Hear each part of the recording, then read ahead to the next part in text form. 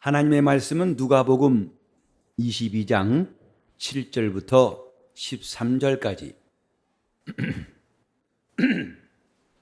7절부터 13절까지를 한 절씩 교독하시겠습니다. 유월절 양을 잡을 무교절 일이 이른지라 예수께서 베드로와 요한을 보내시며 가라사대 우리를 위하여 유월절을 예비하라. 우리로 먹게 하라. 여짜오되 어디서 예비하기를 원하시나이까? 이르시되 보라, 너희가 성내로 들어가면 물 한 동이를 가지고 가는 사람을 만나리. 그에 들어가는 집으로 따라 들어가서 그 집 주인에게 이르되 선생님이 내게 하는 말씀이 내가 내 제자들과 함께 유월절을 먹을 객실이 어디 있느뇨 하시더라 하라. 그래야면 저가 자리를 베푼 큰 다락방을 보이리니 거기서 예비하라 하신대 저희가 나가 그 하시던 말씀대로 만나 유월절을 예비하니라. 아멘. 유월절에 예수께서 자기를 위해서 그날을 준비하라, 유월절을 예비하라고 말씀하셨습니다. 유월절 자체가 주님 자신을 위해서 준비된 절기고 마침내 그때가 이르니까 주님께서 그걸 준비하라고 말씀하셨습니다. 우리는 하나님이 하신 일에 대해서 거듭 이해를 하고 또 이해를 해야 되는데 그분은 모든 일들을 작정하시고 그분이 계획하신 다음에 그것을 때가 이름에 다 이루시는 분이라 성경은 이렇게 말씀하고 있습니다. 전능하신 하나님이실지라도 임의로 일하시지 아니하시고 그가 우리에게 약속하신 대로 그 뜻대로 행하시는 분이라는 것을 이 많은 성경의 사건들이 증거하고 있습니다. 그래서 우리는 하나님을 이해할 수 있는, 그가 하신 일을 믿고 따를 수 있는 그 모든 하나님의 계획이 성경에 나와 있는 겁니다. 유월절이란 절기를 하나님이 명하신 것은 장차 그분이 하실 계획을 보이신 거예요. 곧 유월절에 양을 잡아서 그 피로 문설주에 뿌려가지고 누구든지 그 피가 있는 자들은 심판을 받지 않고 다 살게 하신다. 이런 메시지를 처음부터 이스라엘에게 주셨습니다. 양의 피가 뿌려지는 것, 이것이 그들의 믿음이어서 하나님 말씀대로 순종한다는 것을 그들이 그렇게 표현했고 마침내 하나님의 어린 양의 피가 뿌려지는 절기, 이것이 유월절입니다.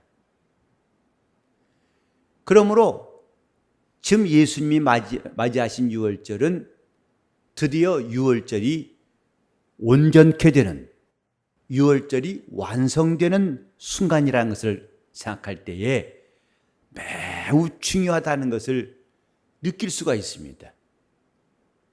예수께서 이제 유월절을 완성하신 다음부터는 다시는 이 땅에서 유월절이라는 절기가 의미가 없어지는 것이고 그 절기가 예수 그리스도로 말미암아 이루어진 것이 이제 우리에게 믿음으로 전파되는 일만 남았고, 그래서 이스라엘에게 명하신 대로 그 집마다 문설주에 뿌린 양의 피가 이제는 우리 심령마다 뿌려지도록 마침내 그분이 십자가에 고난당하신다, 이 말입니다.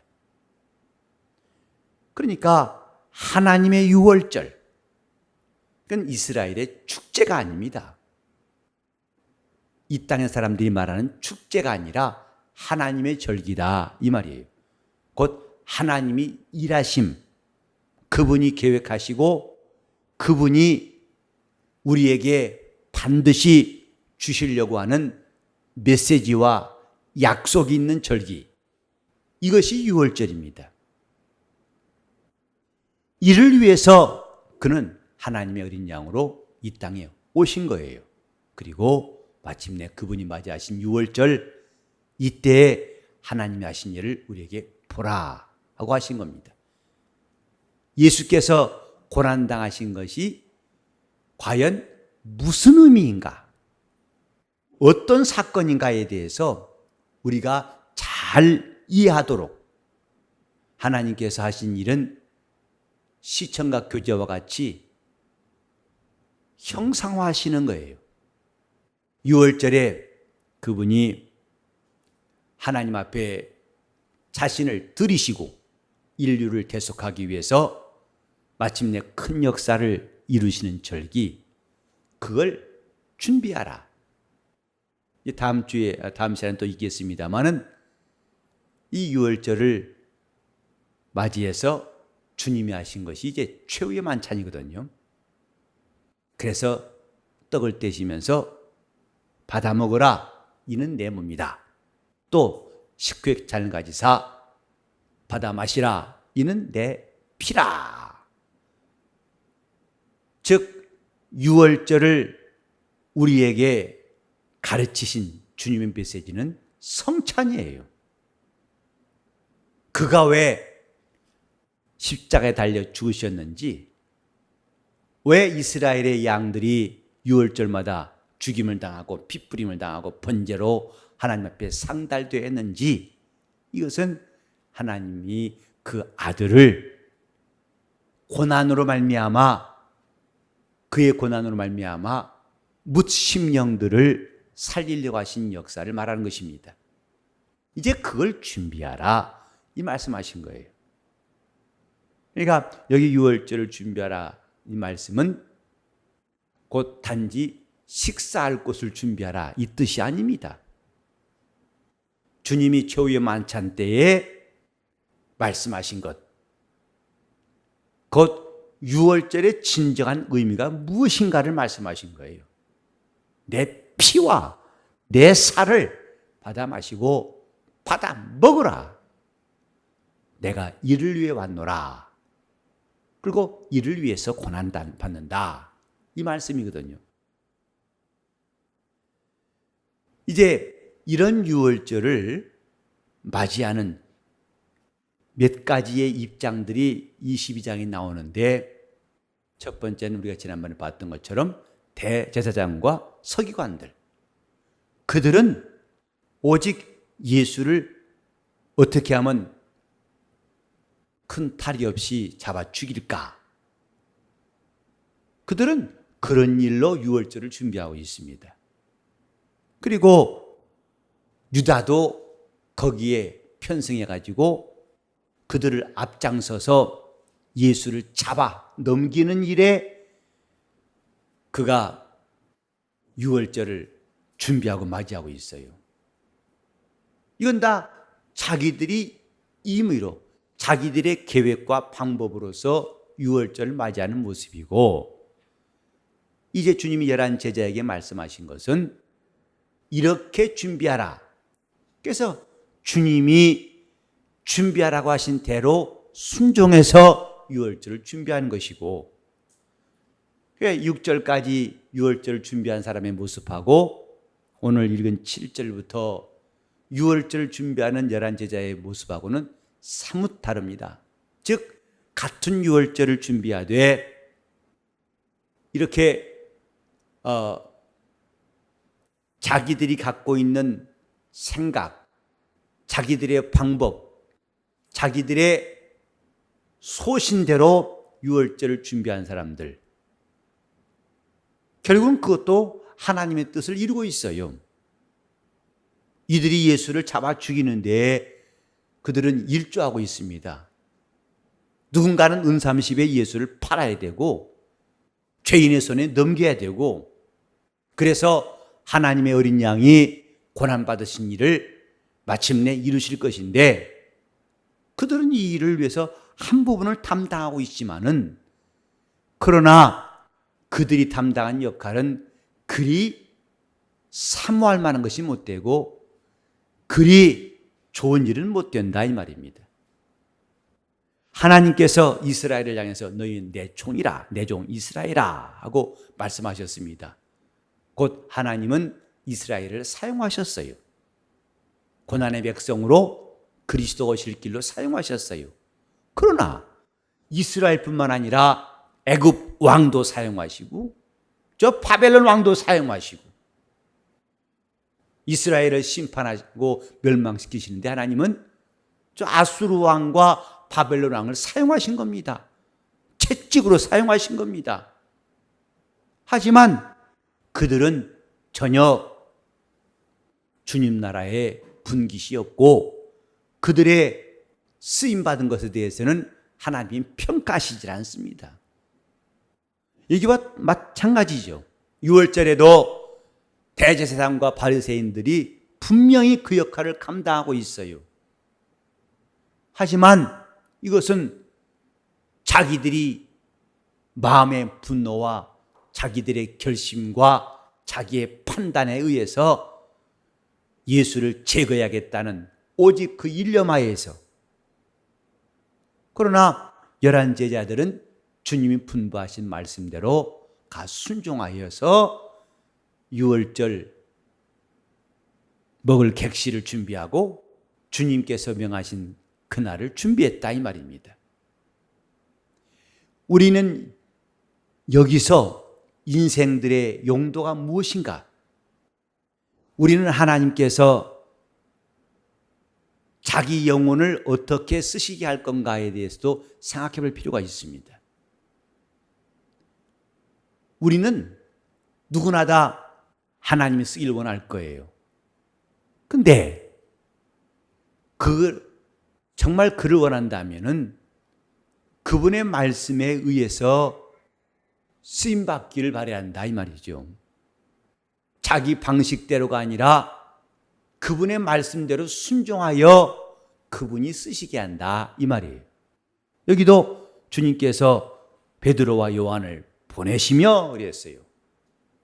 저 대제사장과 서기관들은 주님이 보낸 적이 없어요. 가룟 유다 역시 주님이 너 나가서 나를 팔아라 하고 하신 적도 없어요. 그들은 자기들의 방식대로 한 것입니다. 자기들의 판단대로 예수가 마음에 안 들어요. 반드시 예수는 제거돼야 한다고 생각했어요. 또 유다도 그들과는 조금 생각이 다르지만은 스승을 팔아 넘기는 일에는 그도 이것이 옳다 싶어가지고 가담한 겁니다. 하지만 베드로와 요한은 주님이 너희는 가라 하고 보내셨어요. 저 벳박의 마을로 들어가라. 그리고 우리를 위해서 유월절을 예비하라 하심에 그들은 주의 말씀을 받들어서 간 것이다 이 말이죠. 우리는 교회에서도 이런 신앙에 훈련할 필요가 있어요. 내 자신의 방식대로 하는 것이냐 아니면 주님께서 말씀하신 말씀을 받들어서 하는 것이냐, 이 차이는 큰 겁니다. 영적 생활은 내 방식대로 해서는 단 한 가지도 나중에 칭찬받을 것이 없어요. 그러나 비록 적은 일이라도 그분이 말씀하신 대로 그 말씀을 받들어 순종한 것은 반드시 그분이 기억하시고 그 값을 치르시고 그 값에 대해 보상하실 거예요. 영적 생활이 이런 겁니다. 그분의 명령이 있기 때문에 순종이 있고 순종하니까 하나님이 그 일을 평가하신다 이 말이에요. 믿음도 우리가 계속 들었습니다마는 하나님 말씀에서 나와야 그게 믿음이에요. 그 출처가 하나님 말씀이어야 그게 믿음이다 이 말이죠. 아무리 선하고 아무리 내가 볼 때 좋고 옳게 보여도 그 시작이 말씀이 아니면 그것은 하나님께서 인정하신 믿음이 아니라 이 말이에요. 또 그것이 비록 부끄럽고 남들은 하기 싫고 또 힘들고 어려운 일일지라도 그분이 명하신 일이었다면 그건 할 가치가 있는 거예요. 우린 이런 것에 대해서 아주 자기 자신이 훈련될 필요가 있어요. 익숙할 필요가 있다 이 말이죠. 왜? 왜냐하면 사람들은 처음부터 이런 일에 익숙하지 않습니다. 우리 인간은 자기 본능과 생각과 자기 마음에는 익숙하지 누가 자기 앞에 내놓은 것을 하는 것은 다 익숙하지 않습니다.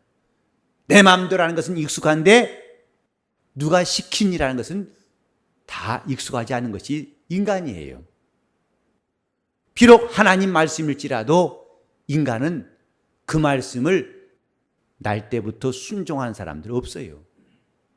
다 길들여야 됩니다. 길들이고 다듬어지고 만들어져야만이 거기서 하나님의 뜻이 이루어지는 것이지 영적 생활은 저절로가 없습니다. 반드시 하나하나 마치 바느질하듯이 한 뜸 한 뜸 바느질해야만이 헝겊이 옷으로 바뀌어가듯이 이렇게 우리 하나하나 고의로 해야 되는 거예요.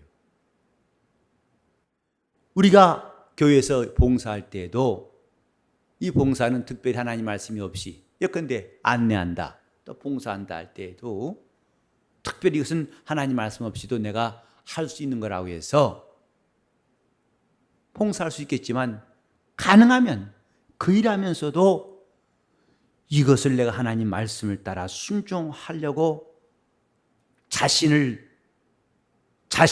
돌아보면서 하나하나 이게 좀 내 방식대로냐 하나님이 원하신 것이냐 이것을 헤아려 가면서 봉사하는 것은 매우 유익한 겁니다. 안 그러면 자기 스타일을 평생 버릴 수가 없어요.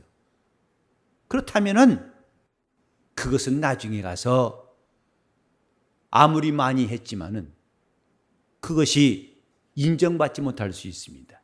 운동선수들이 자기는 열심히 했지만은 그 심판에 의해서 실격당하면은 그거 한 거 아무 소용없죠. 축구선수가 골을 집어넣었어요. 그러나 심판이 득점으로 인정치 않고 그것은 옵사이드다. 그러면 헛것입니다. 우린 그런 일을 통해서 깨닫는 바가 있어야 돼요. 내가 하나님 앞에서 하는 일들이 그분께서 이 일들을 인정하실 것인가 아니면 실격 처리할 것인가. 우리나라의 수영 잘하는 선수도 기량은 뛰어났지만 그때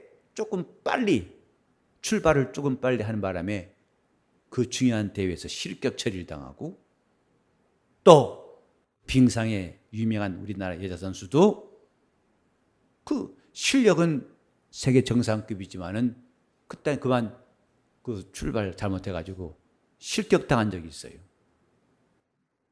영적 생활도 이런 면들을 잘 살펴야 됩니다. 내 스타일이 나오지 않게 한다 이 말이죠. 여기에 이를테면 대제사장들과 서기관들은 자기 스타일대로, 자기 확신대로, 자기 방법대로 유월절을 예비했다면은 이 두 사람 베드로와 요한은 주님께서 시키신 대로 유월절을 예비했다. 이렇게 볼 수가 있는 것이다 이 말. 근데 그 베드로와 요한이 9절에 보면 어디서 예비하기를 원하시나이까? 순종을 구체적으로 주님께 물어봤어요. 예비하라. 네, 갑니다. 어디 가냐? 몰라요. 가고 있습니다. 이게 아니고 어디서 우리가 유월절 예비하기를 원하시나이까?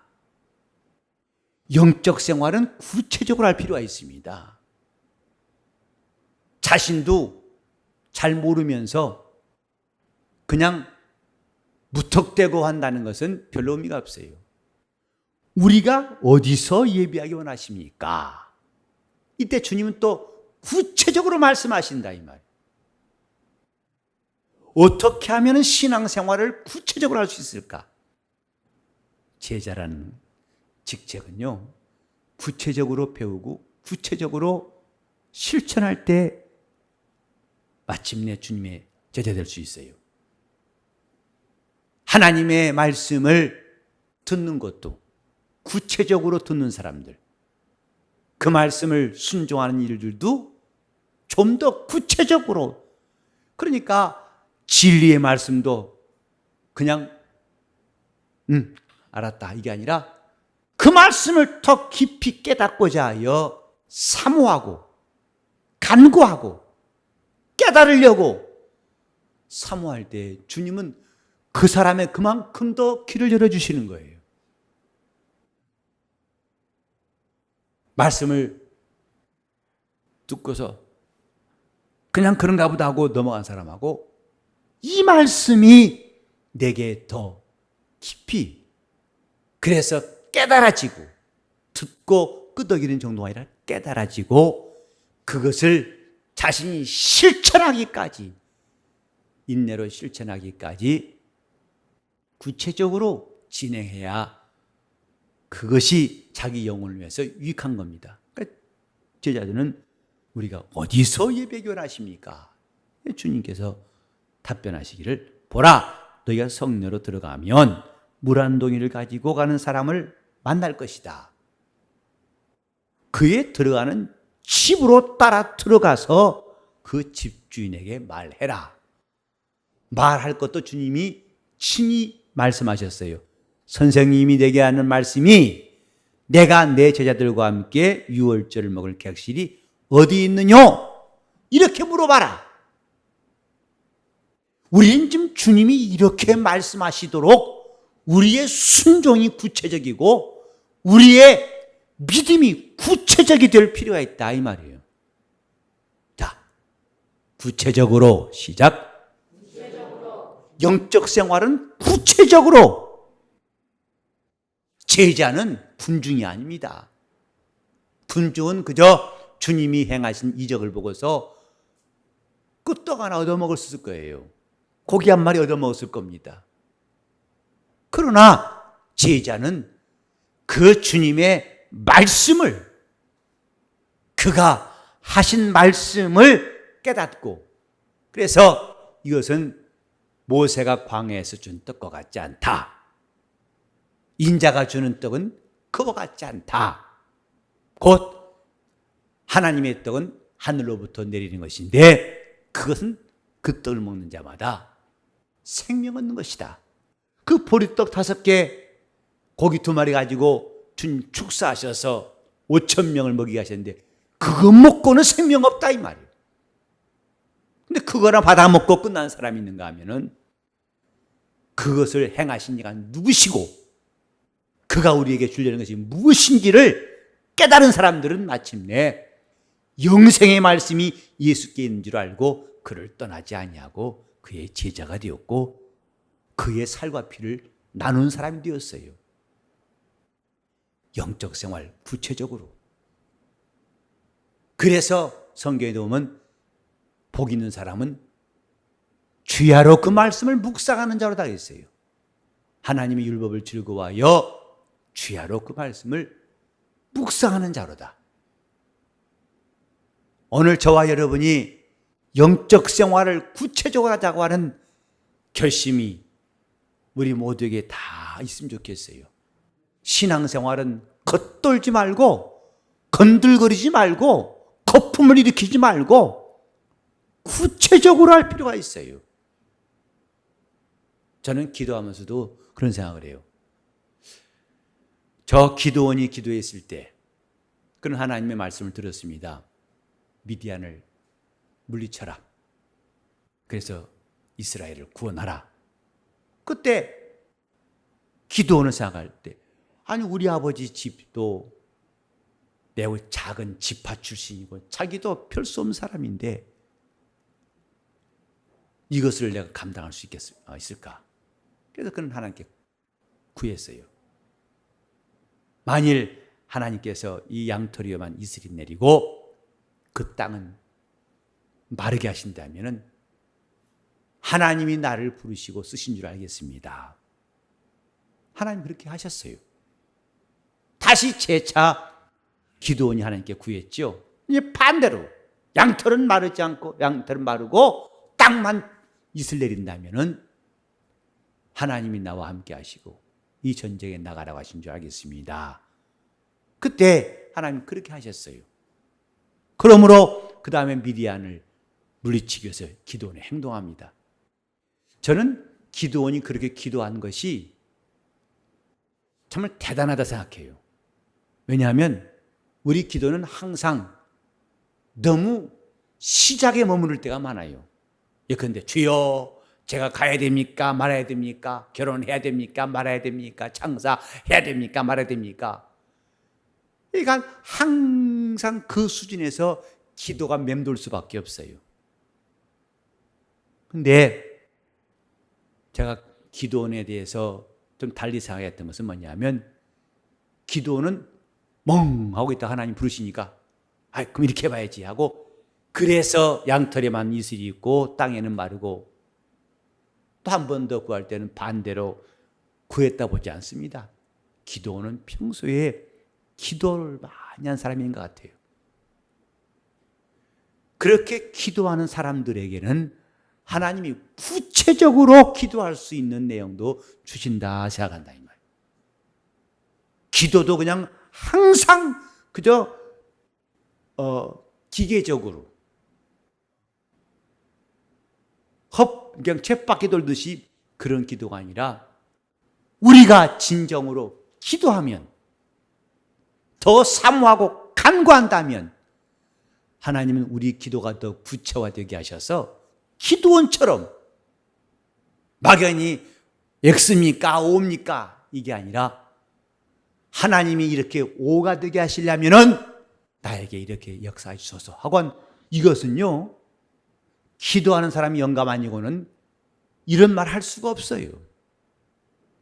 참으로 기도는 기도를 열심히 한 사람이다 라고 생각해요. 저도 그러한 경험을 가진 적이 있어요.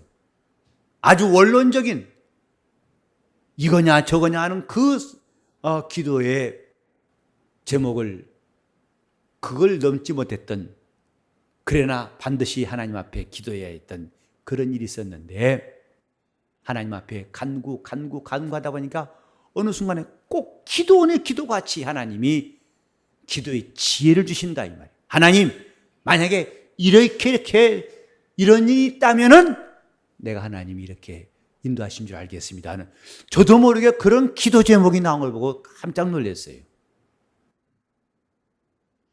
기도도 구체적이어야 되고 우리가 하나님을 아는 것도 구체적이어야 되고 영적 생활 자체가 막연하고 주먹구구식이 아니라 구체화돼서 손에 잡은 것 같이 되어야 한다 이 말이죠. 이것이 영적 생활을 잘해야 할 이유 중에 하나예요.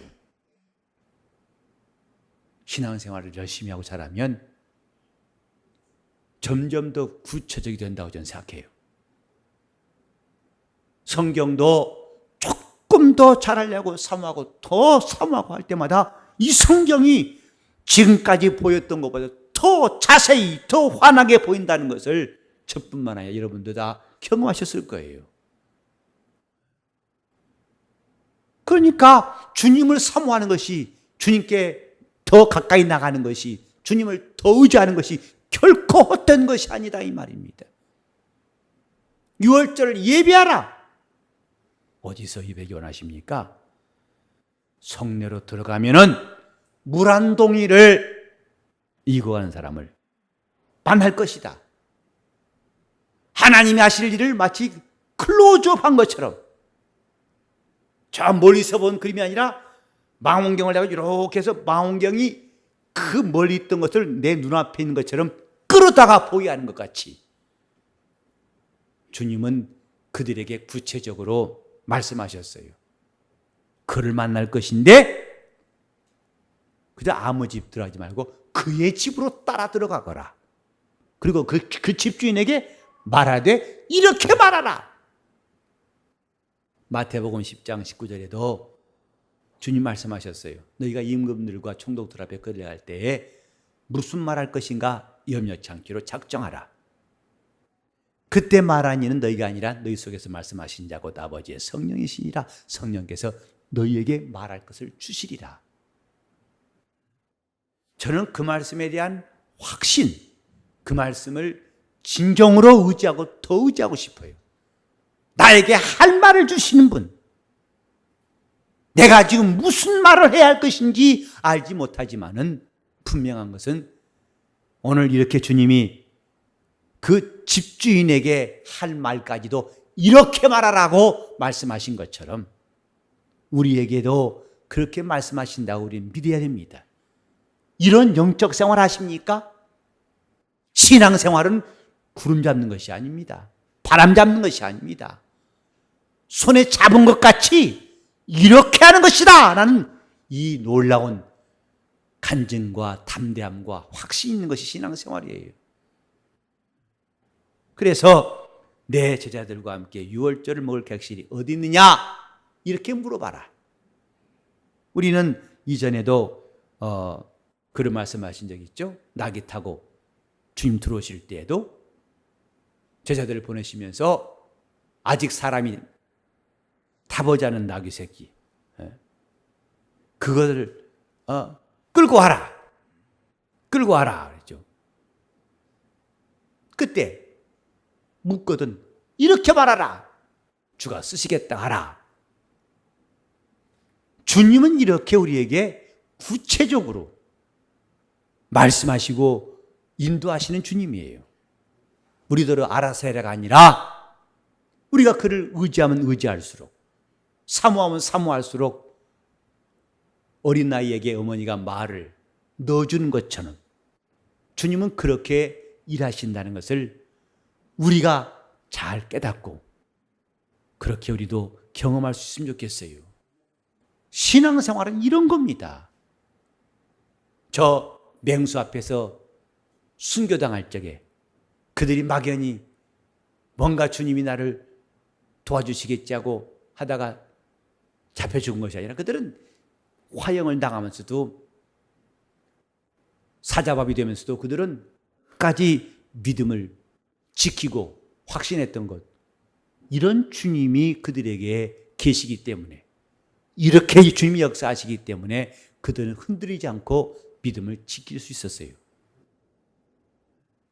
근데 그러면 그렇게 말하면 12절에 그리하면 제가 자리를 베푼 큰 다락방을 보일 것이다. 거기서 준비해라 하고 말씀하세요. 정말 나는 이 말씀 읽으면서요, 거기서 준비해라. 주님 나 어떻게 할까요? 네가 알아서 해라. 아니요. 이렇게 하고 이렇게 해서 이렇게 말하고 이러면 그렇게 있을 거예요. 거기서 해라. 영적 생활이 이렇게 클로즈업 된다면 저 먼 산만큼 멀리 보였던 것들이 바짝 눈앞에 다가와서 우리 마음에 그 말씀이 들려오고 우리 눈앞에 그분이 역사하시고 우리를 그렇게 주님이 붙들어 인도하신다는 것을 실감한다면 얼마나 감사하겠어요. 근데 그게 신앙생활이다 이 말이죠. 자, 영적 생활은 그러면 구체적으로 이렇게 하세요. 영적 생활은 여러분이 똑같은 수요 예배, 똑같은 매주마다 반복되는 금요 기도회, 또 새벽 기도회, 주일 예배 똑같이 하는 거 반복하는 것 같죠? 그러나 제가 여러분에게 늘 말씀드렸고 하고 싶은 건 뭐냐면 신앙생활은 반복이 아니에요. 똑같은 것 같지만 벌써 점점 그분께 가까워지고 있고 그분 우리에게 접근하시고 있고 점점 구체적으로 되어가고 있어요.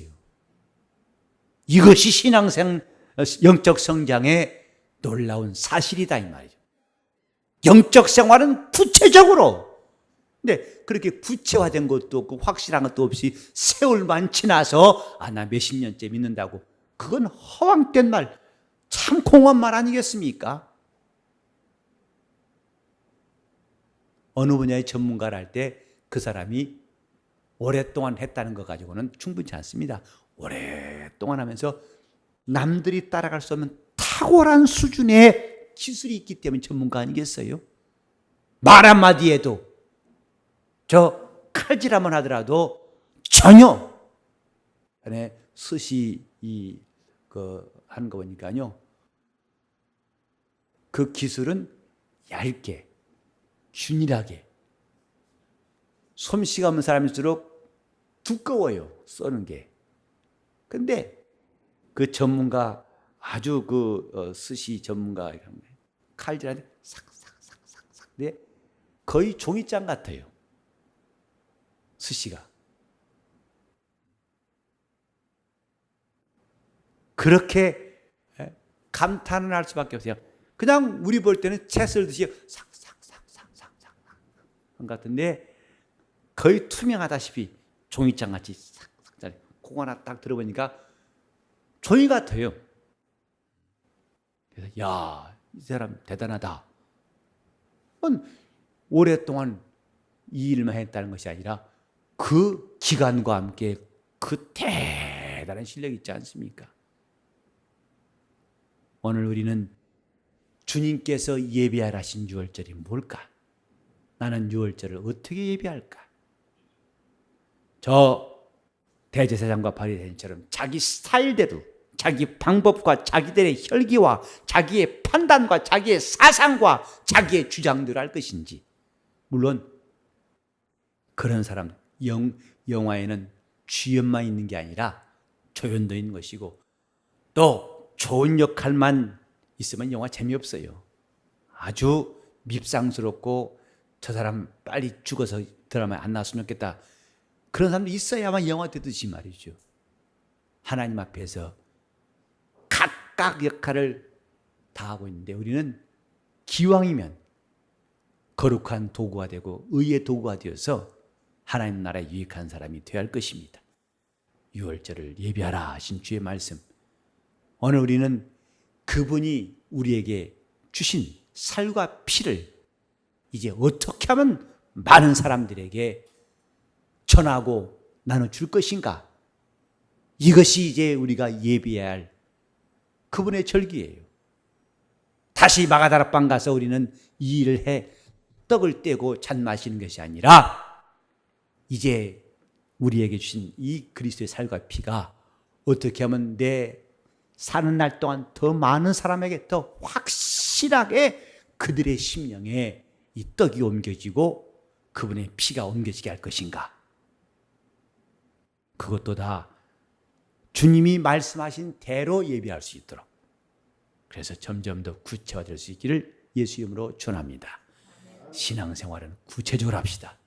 은혜 받기를 작정했으면 나도 구체적으로, 그래서 우리가 더 이상 부정할 수도 없고 헷갈릴 필요가 없는 확실한 이 신앙의 담력과 용기가 생기도록 그렇게 우리가 주께 나가기를 예수 이름으로 축원합니다.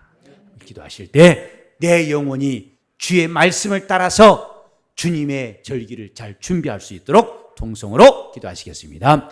하나님 아버지, 우리 주님께서 주신 은혜를 잘 감당할 수 있도록 감동하시고 인도하여 주시옵소서. 하나님 아버지, 우리가 영적 생활을 참 잘하게 도와 주시옵소서. 자기는 잘했다고 생각할지 모르지만은 그날에 가서 주님 앞에 인정받지 못하는 안타깝고도 황당한 일이 없도록 우리 삶을 인도하시고 도와주시옵소서. 주님, 대제사장도 서기관들도 가룟 유다도 다 하나님이 하신 역사의 한 부분을 감당했지만은, 그러나 주님은 그들에 대해서 인정하시거나 평가하신 적이 없었습니다마는 베드로와 요한에게 말씀하신 대로 그들이 예비한 유월절이 마침내 주님의 고난을 다 준비하고 그의 살과 피를 나눠주는 도구로 쓰신 것처럼 우리는 주님이 분부하신 말씀대로 주님이 예비하라 하신 것들을 하나하나 예비하게 도와 주시옵시고, 영적 생활이 더 이상 막연하지 아니하고 손에 잡힌 것처럼 구체적으로 될 수 있도록 도와주시옵소서. 그래서 우리 믿음이 성장하고 성숙하고 온전한 신앙인 되게 하여 주시옵소서. 예수 이름 받들어 기도를 드리옵나이다.